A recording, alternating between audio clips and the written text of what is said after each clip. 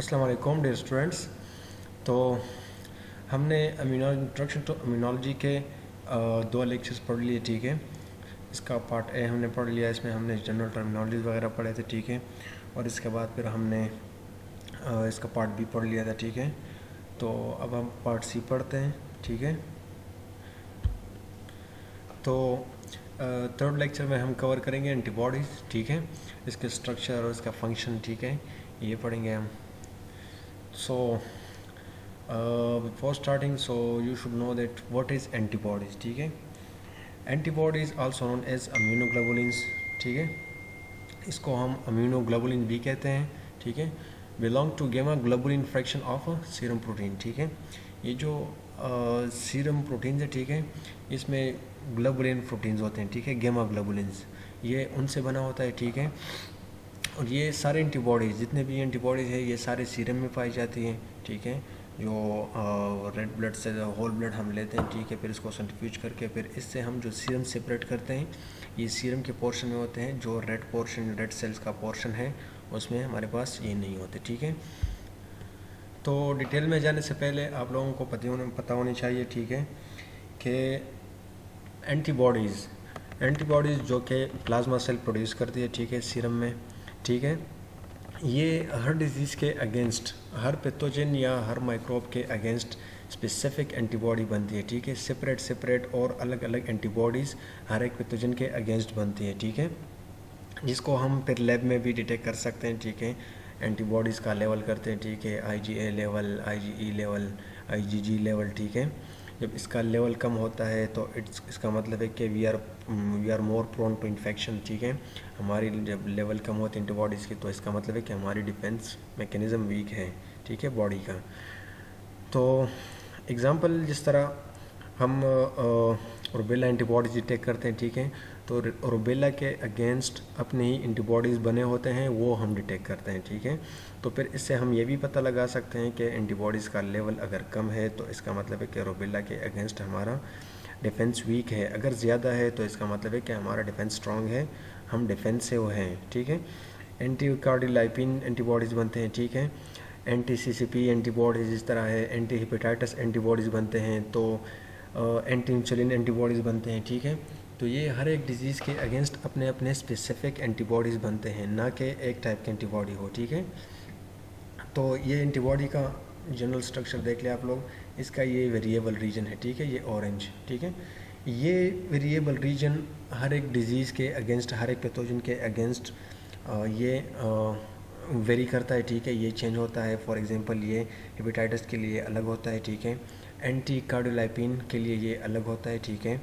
Anti sperm antibodies जो बनते हैं, ठीक है, तो इसके लिए ये पोर्शन अलग होगा, ठीक है, चेंज होगा, ठीक है।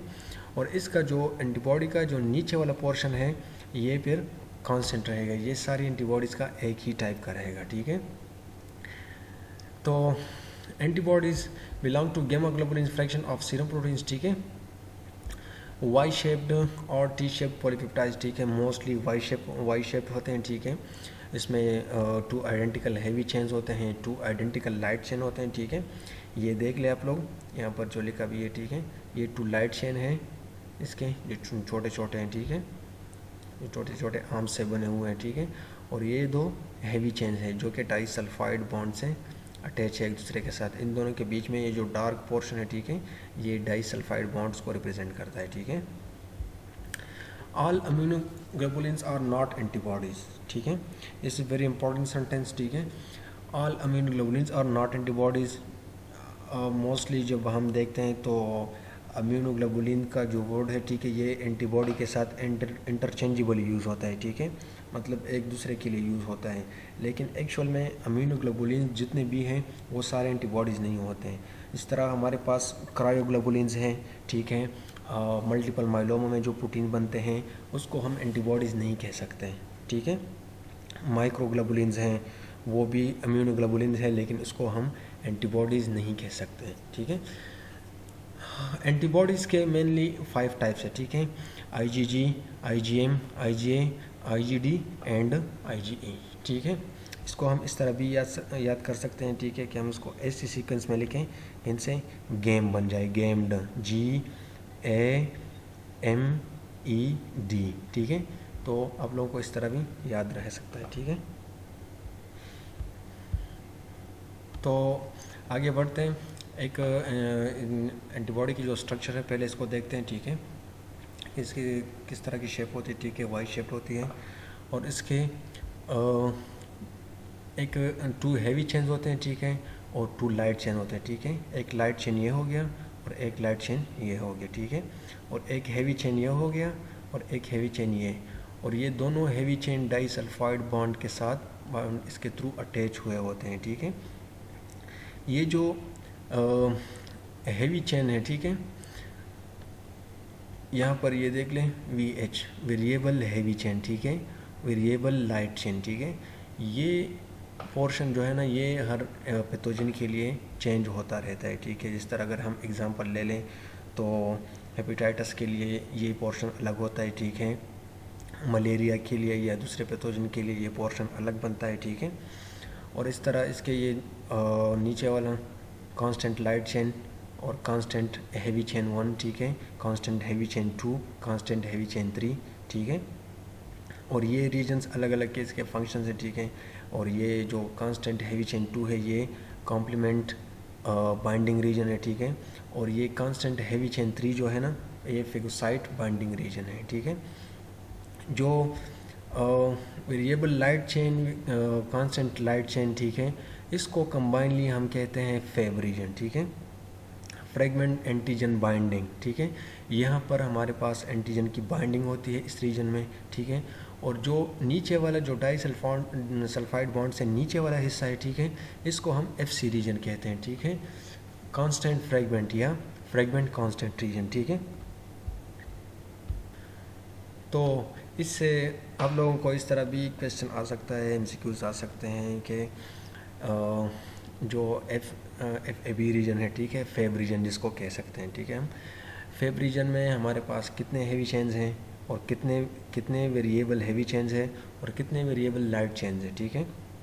तो इसमें आप लोग देख लें, इसमें आप लोगों के पास वेरिएबल जो हैवी चेन है वो 2 है, ठीक है, और वेरिएबल जो लाइट चेन है वो भी 2 है, ठीक है। इस तरह आप लोग दूसरे एंगल से भी इसको देख लें, इस पर अपनी कॉन्सेप्ट क्लियर करनी है, ठीक है। और इससे MCQs एनी एंगल के आ सकते हैं, ठीक है। और आगे पढ़ते हैं 1 by 1 जो हमारे 5 टाइप्स एंटीबॉडी के हैं, ठीक है, वो पढ़ते हैं। तो सबसे पहले पढ़ते हैं IgG, ठीक है, इम्यूनोग्लोबुलिन G, ठीक है, 70 to 75% ऑफ टोटल इम्यूनोग्लोबुलिन, ठीक है। IgG की जो क्वांटिटी है इम्यूनोग्लोबुलिन्स ओवरऑल जो सीरम में हमारी इम्यूनोग्लोबुलिन्स हैं उसमें टोटल 70 to 75% हमारे पास IgG है, ठीक है, सबसे हाईएस्ट क्वांटिटी में है और सबसे हाईएस्ट मकदार में है, ठीक है, सबसे साइज़ में भी छोटी है, ठीक है, IgG secreted in high quantities in secondary exposure, ठीक है।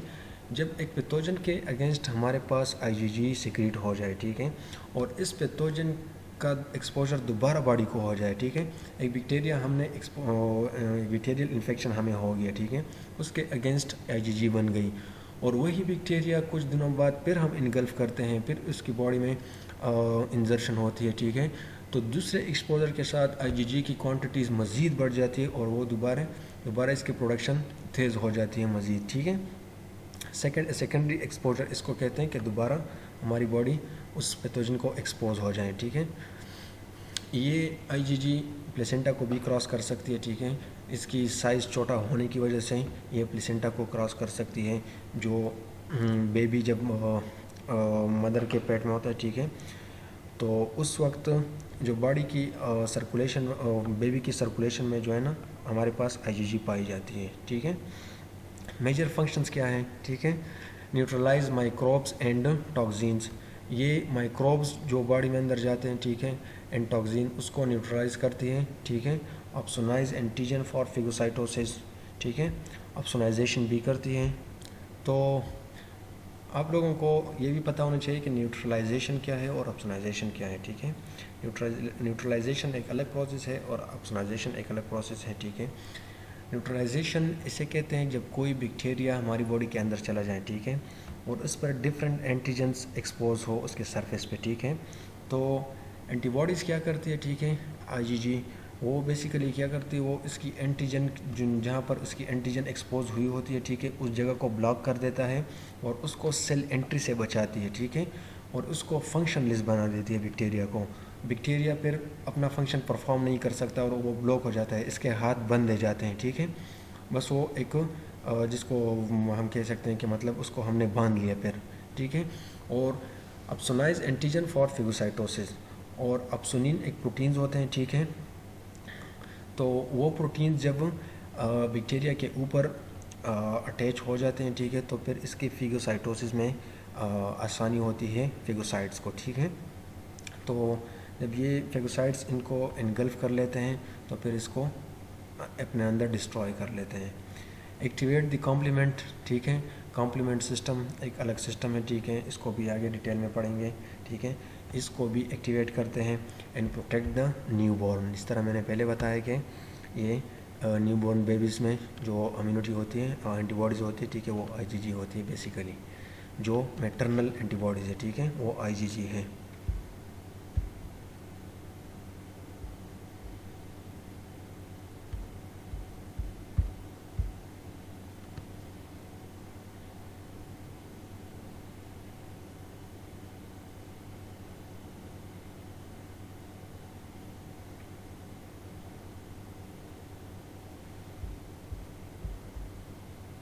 तो अब पढ़ते हैं IgM, सॉरी मुझे लगा रिकॉर्डिंग में इशू है। तो IgM क्या करती है, ये जब हमें इन्फेक्शन हो जाता है, ठीक है, तो ये डायरेक्टली IgM सबसे जो पहले एंटीबॉडी आती है, ठीक है, वो IgM होती है, ठीक है। It can not cross the placenta, ठीक है, जो बेबी होता है, ठीक है, उसमें जो हमारे पास IgM नहीं होती, ठीक है। इसके मेजर फंक्शंस क्या है, एप्लीकेशंस क्या हैं। Secreted first during pregnancy during primary exposure, ठीक है, ये प्राइमरी एक्सपोजर में ही सिक्रेट होती है जो पहले एक्सपोजर होती है, ठीक है।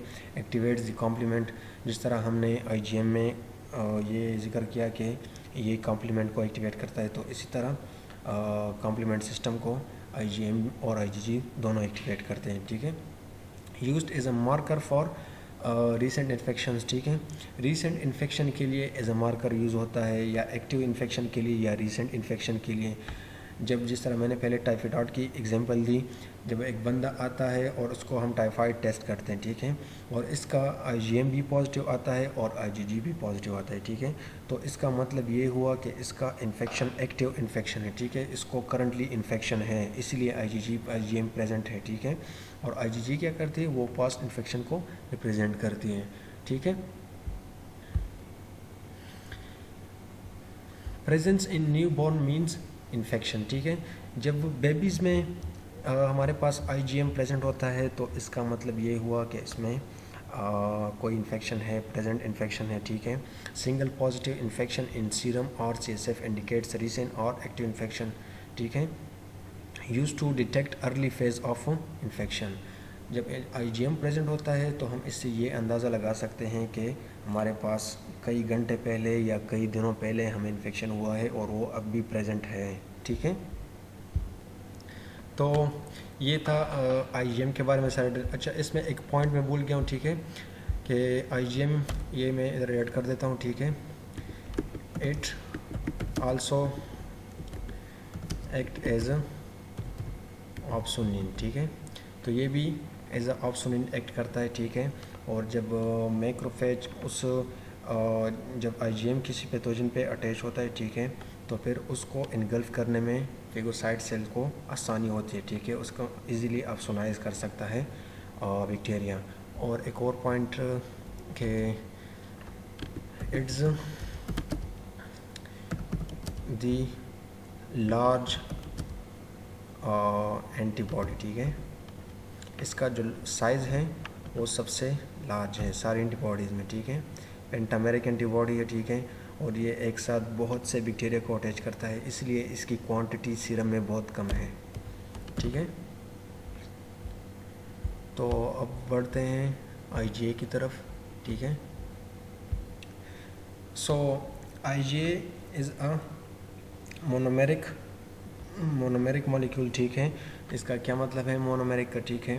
Monomeric means a single antibody a single molecule of IgA, ठीक है। डायमेरिक मीन्स दो एंटीबॉडीज़, IgA के दो एंटीबॉडीज़ एक साथ अटैच होते हैं, ठीक है, तो उसको डायमेरिक कहते हैं। और पेंटामेरिक किसे कहते हैं, जब 5 मॉलिक्यूल एंटीबॉडी के एक साथ अटैच हो जाए, ठीक है, तो इसको पेंटामेरिक कहते हैं। तो IgA सीरम में जब होती है तो ये मोनोमेरिक होती है, ठीक है। Dimeric with secretary component in the lumen of the gastrointestinal tract and in the respiratory track, ठीक है। ये जो सेक्रेटरी कंपोनेंट्स हैं इन ल्यूमन में, जो गैस्ट्रोइंटेस्टाइनल ट्रैक है, ठीक है, जब ये उसमें होती है तो ये डायमेरिक फॉर्म में होती है, ठीक है। ये IgA मोस्टली जो हमारे पास सलाइवा है, ठीक है, टीयर्स हैं, और इसके अलावा जो विजाइनल सिक्रीशंस है, ठीक है, और डाइजेस्टिव ट्रैक है, और ब्रीथिंग्स हैं, आइज़ हैं, ये यहाँ पर पाई जाती है, ठीक है। और 24 और 7 ये हमारे पास इन जगहों पर प्रेजेंट होती है, ताकि जो एक्सपोज्ड, ये मेनली एक्सपोज्ड एरिया है, ठीक है, ताकि उनको पैथोजन से बचाएं। और IgA का फंक्शन क्या है, IgA जो है ना, ये जो पैथोजन होती है उनको म्यूकस मेम्ब्रेन से म्यूकस मेम्ब्रेन को अटैच होने से बचाती है, ठीक है। जो पैथोजन है उसको अटैच नहीं होने देती म्यूकस मेम्ब्रेन के साथ, ठीक है। ये पॉइंट भी मैं इधर नीचे ऐड कर लेता हूँ।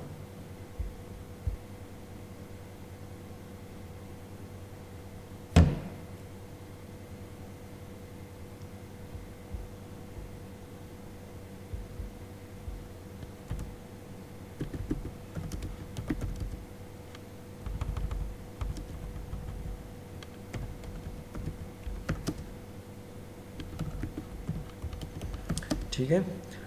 It also prevent attachment of viruses and bacteria to the mucous membrane,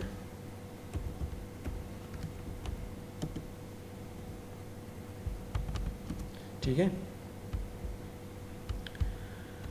तो मेजर फंक्शंस एंड एप्लीकेशन, ठीक है, न्यूट्रलाइज माइक्रोब्स एंड टॉक्सिन्स, ठीक है, माइक्रोब्स और टॉक्सिन को न्यूट्रलाइज करती है, और it also prevent attachment of virus and bacteria to the mucous membrane, ठीक है।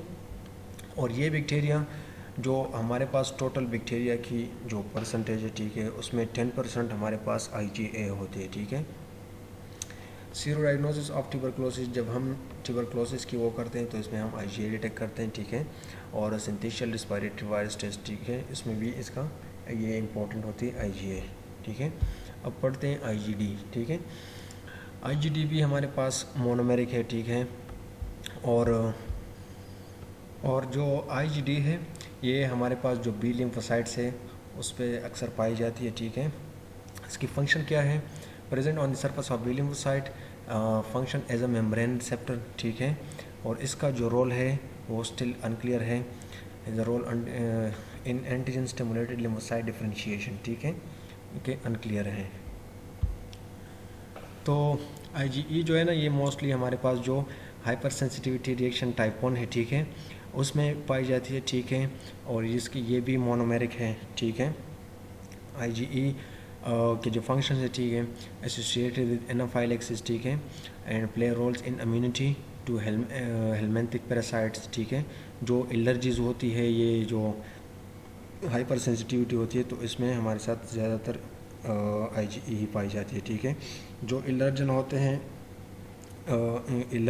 ठीक है, उसके साथ IgE बॉडी में बाइंड हो जाती है, ठीक है। और फिर ये मास्ट सेल में चले जाते हैं, ठीक है, और उधर ये सेल्स को रप्चर करते हैं, और इसके बाद हमारे पास केमिकल मीडिएटर रिलीज़ होती है, ठीक है। तो फिर हमें वो जो लोगों को एलर्जी होती है, किसी को खारिश की एलर्जी होती है, ठीक है, खारिश होती है, तो ये मेनली मास्ट सेल होते हैं जो रप्चर होते हैं और केमिकल मीडिएटर रिलीज़ करते हैं। तो हमें उस जगह पे जो है ना खारिश लगती है, ठीक है, जो एलर्जी की खारिश होती है, किसी को सनलाइट से, किसी जब कोई वही कट्टी चीज़ का है, ठीक है, उससे एलर्जी होती है, ठीक है, और खारिश डेवलप होती है बॉडी पे, तो ये सारे IgE की वजह से होती है, ठीक है। Sero diagnosis of infectious and non infectious allergies, ठीक है, डायग्नोसिस करते हैं हम इन्फेक्शस सीरम में डायग्नोस करते हैं इन्फेक्शस और नॉन इन्फेक्शस एलर्जी के लिए, ठीक है। एलर्जिक लाइक ब्रोंकोपल्मोनरी एस्परजिलोसिस, ठीक है, एंड पैरासिटिक डिजीज़, उसमें भी IgE हमारे पास ज़्यादा हो जाती है, ठीक है। तो अब आप लोगों को स्ट्रक्चर देख लें, मैं एक दिखा दूँ ये पिक्चर, ठीक है। इसमें आप लोग देख लें IgG, ठीक है, मोनोमेरिक है, ठीक है, IgE मोनोमेरिक मॉलिक्यूल, ठीक है, IgD मोनोमेरिक मॉलिक्यूल, ठीक है। और नीचे IgM देख लें, डाई सल्फाइड बॉन्ड के साथ इनका जो लाइट चेन है एक दूसरे के साथ अटैच है, ठीक है, और एक पेंटामेरिक मॉलिक्यूल इन्होंने बनाया हुआ है, ठीक है। ये पेंटामेरिक मॉलिक्यूल है, सीरम में पेंटामेरिक फॉर्म में पाए जाते हैं, ठीक है। और IgA जो हमने पहले ही डिस्क्राइब किया कि ये जब सिक्रीशन में होते हैं तो ये डायमेरिक फॉर्म में होते हैं, ठीक है। तो इसके बाद हम पढ़ते हैं इसकी sequential IgM IgG humoral response, ठीक है। ह्यूमोरल रिस्पॉन्स मीन्स एंटीबॉडी को प्रोड्यूस करने वाला रिस्पॉन्स, ठीक है। तो क्या होता है, IgM जब प्रोड्यूस होता है तो ये सबसे पहले रिस्पॉन्स होता है एंटीजन को, ठीक है, मैनी एंटीजन्स को, and level remains high transiently, ठीक है। और इसका लेवल एक छोटे अरसे के लिए हाई रहता है, ठीक है। इसके बाद इसका लेवल डिक्रीज होता जा रहा है, ठीक है। और IgG की अगर हम बात करें, ठीक है, इट प्रोड्यूस्ड आफ्टर IgM, जब पहले IgM प्रोड्यूस होता है, ठीक है, इसके बाद IgG प्रोड्यूस होती है, ठीक है। और इसकी level higher level persist in small amount throughout life, ठीक है। इसकी लेवल तो स्मॉल अमाउंट में होती है थ्रू आउट लाइफ, लेकिन लॉन्ग टाइम होती है, ठीक है। Produce in large amount during secondary response, ठीक है, जब पैथोजन दोबारा बॉडी के अंदर चला जाता है, ठीक है, और एक बार मतलब चला गया है, ठीक है, और इसके अगेंस्ट IgG डेवलप हुई है, अब ये दोबारा बॉडी में दाखिल हो गया कुछ अरसे बाद, ठीक है, तो फिर इसकी अमाउंट फिर एक लार्ज अमाउंट प्रोड्यूस होती है, ठीक है। Persistence of antigen sensitive memory cells after primary response, ठीक है। और ये किस वजह से, क्योंकि इसके मेमोरी सेल्स होते हैं, ठीक है, मेमोरी सेल इसको मेमोराइज़ करते हैं, ठीक है, इसको मेमोराइज़ किया होता है और ये एंटीबॉडीज़ कंटिन्यूसली प्रोड्यूस करते हैं, ठीक है, लॉन्ग टाइम के लिए। इसकी एक ग्राफिकल रिप्रेजेंटेशन देखते हैं, इससे आप लोगों को समझने में थोड़ी आसानी होगी, ठीक है। जब कोई पैथोजन पहली मर्तबा बॉडी में चला जाए, ठीक है, उसके अगेंस्ट IgM बन गया जो कि शॉर्ट टाइम के लिए, ठीक है, इसका ग्राफ देख लें, छोटा ग्राफ है, ठीक है। और IgG देख लें, IgG एक स्लोली इट इंक्रीज स्लोली, ठीक है, ये आहिस्ता आहिस्ता बन रही है, ठीक है, और ग्राफ ऊपर जा रहा है, ठीक है, लेकिन लॉन्ग टर्म के लिए है, ठीक है। अगर वही माइक्रो ऑर्गेनिज्म दोबारा बॉडी में चला गया, ठीक है, तो इसका सेकंड स्टिमुलस यहाँ से फिर दोबारा बूस्ट कर जाएगा, ठीक है, और दोबारा IgG की जो अमाउंट है, ठीक है, वो बढ़ जाएगी। इसको क्या कहते हैं, जब सेकेंडरी स्टिमुलस के साथ जब IgG की रिस्पॉन्स अमाउंट बढ़ती है तो इसको कहते हैं एनामिस्टिक रिस्पॉन्स, ठीक है। तो ये प्रॉपर्टी सिर्फ IgG की है। तो कुछ ऐसे कंडीशंस भी हैं जिसमें हमारा इम्यून रिस्पॉन्स फेल हो जाता है, ठीक है, जो हमारे इम्यून एंटीबॉडी प्रोडक्शन का सिस्टम है, ठीक है, वो काम नहीं कर रहा होता है या वो बॉडी को डिफेंड नहीं कर पा रहा होता है, ठीक है। Immune response helps individual defend against microbes and some cancers, ठीक है। एंटीबॉडीज़ बनती है माइक्रोब के अगेंस्ट और कुछ कैंसर्स के अगेंस्ट, ठीक है, बॉडी को उसके नुकसान से बचाती है, ठीक है, उसके हार्मफुल इफेक्ट से बचाती है, ठीक है। Immune response can fail in this two condition mainly, ठीक है।